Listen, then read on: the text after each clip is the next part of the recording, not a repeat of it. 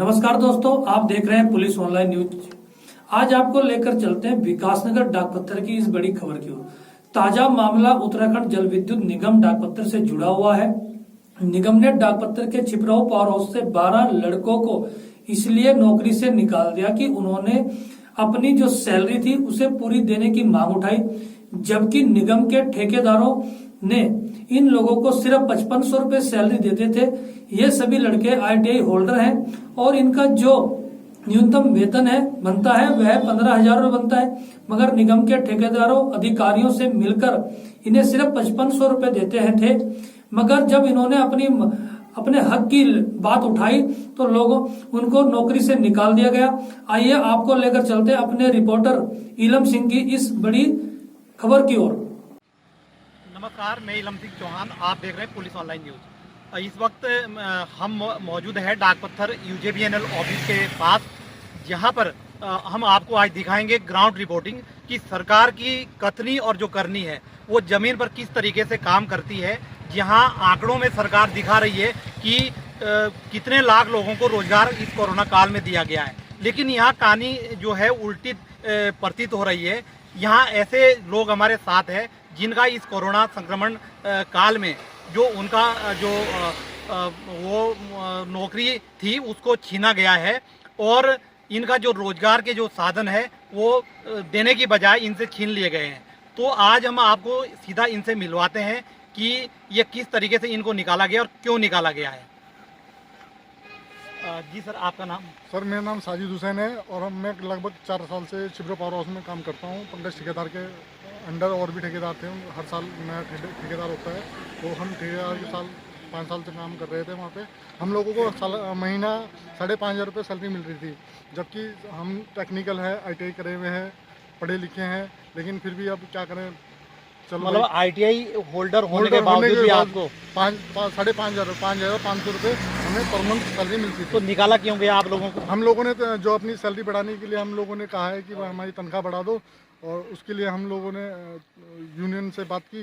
Union के साथ जुड़े उन लोगों ने हमें जो है बाहर कर दिया। जी सर, आपका नाम? मेरा नाम सत्येंद्र सिंह है। जी सत्येंद्र सिंह जी, बताएं कि जो आप लोगों को निकाला गया है क्या उसके कारण रहे हैं? उसका कारण ये अधिकारियों की मिलीजुली भगत है और ये चाहते हैं कि हम अपनी सैलरी के लिए आवाज़ ना उठाएं। क्या आपके पास भी कोई डिप्लोमा है? हमारे पास ITI का डिप्लोमा है। कितनी आपको सैलरी, कितनी आपको जो मजदूरी आपको देते थे महीने की? हमें 5,500 रुपये महीने की सैलरी दी जाती थी। तो आप क्या चाहते हैं सरकार से? हमें हमारी पूरी सैलरी दी जाए जो सरकार की तरफ से हमें दी जाती तो है। इस बात को आपने, जैसे हमारी प्रतिनिधि है, क्या उनके सामने भी आपने इस प्रकरण को रखा था? हमने प्रकरण अगर हम रखने जाते थे, हम जैसे अपने एक्शन GM से बात करते तो हमें ये धमकी दी जाती थी कि कोई राजनीति करेगा तो उसे हम हटा देंगे। फिर हम विधायक साहब मुन्ना सिंह चौहान जी के पास भी गए।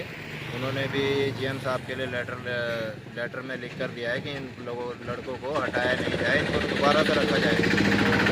अब उसमें भी ये लोग हमें ऐसे ही थोड़ा सा घुमा फिरा रहे हैं इस बारे में कि हो जाएगा टेंडर हो जाएगा। अच्छा, तो कितने लोग ऐसे हैं जो जिनको निकाला गया है? 12 लड़के हैं। 12 लड़के हैं। कितने उसमें स्थानीय लोग हैं? सभी स्थानीय, ये लोकल ही हैं सब। अच्छा सर, आपका नाम? सर, मेरा नाम राकेश कुमार है। जी राकेश कुमार जी, बताएं कि ये पूरा प्रकरण क्या है? सर जी, पूरा प्रकरण यही है सर, हम 4-5 साल हो गए हमें छिबरा पावर हाउस में काम करते हैं। 4-5 साल? जी सर, हम ITI होल्डर हैं सर। ठीक सर, हमें जो सैलरी दी जाती है इतनी कम दी जाती है, जो हमारा पूरा रहता है, जो हमें ऊपर से पूरी सैलरी मिलती है वो नहीं मिलती। ना हमारा EPF करता है, ना हमारा ITI करता है, और हम ऐसी जगह लगे हैं जहाँ कोई गिर जाए, कोई मतलब खतरनाक जगह काम कर रहे हैं। तो इसलिए हमने सोचा कि हमने इतने सालों से लगे, हमने कुछ मांग रखते हैं अपनी सैलरी के लिए, तो हमने आवाज़ उठाई। तो इन्होंने क्या करा कि हमें 1 महीने से हमें घर ही बैठा दिया है। अच्छा जी, आपका नाम? जी सर, मेरा नाम केतपाल राणा है। केतपाल राणा जी, बताएं कि आप लोगों को वहाँ से हटाया गया, तो क्या कहना है आपका? क्या चाहते हैं अब आप? सरकार को क्या संदेश देना चाहते हैं? सर, मैं ये संदेश देना चाहता हूँ कि हमको वापस रख दे और जो हमारी जो न्यूनतम मजदूरी, जो हमारी जो सैलरी है वो हमें मिले।